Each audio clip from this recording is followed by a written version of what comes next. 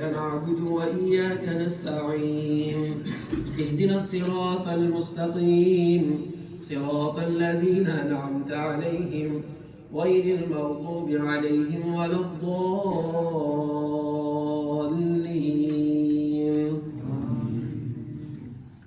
ألف لام ميم ذلك الكتاب لا ريب فيه هدى للمتقين الذين يؤمنون بالغيب ويقيمون الصلاة ومما رزقناهم ينفقون والذين يؤمنون بما أنزل إليك وما أنزل من قبلك وبالآخرة هم يوقنون أولئك على هدى من ربهم وأولئك هم المفلحون. إن الذين كفروا سواء عليهم أنذرتهم أم لم تنذرهم لا يؤمنون ختم الله على قلوبهم وعلى سمعهم وعلى أبصارهم غشاوة ولهم عذاب عظيم.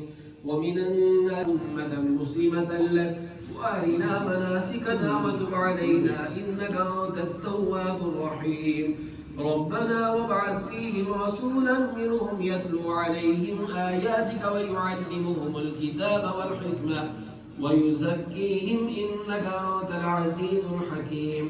ومن يرغب عن ملة إبراهيم إلا من سفي نفسه ولقد اصطفيناه في الدنيا وإنه في الآخرة لمن الصالحين. إذ قال له ربه أسلم قال أسلمت لرب العالمين. ووصى بها إبراهيم بنيه ويعقوب يا بني إن الله اصطفى لكم الدين فلا تموتن إلا وأنتم مسلمون.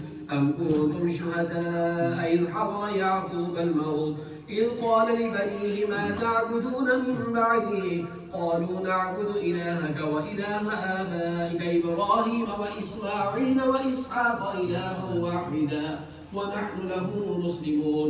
تلك أمة قد خلت لها ما كسبت ولكم ما كسبتم ولا تسألون عما كانوا يعملون. فقالوا كونوا هودا أو نصارى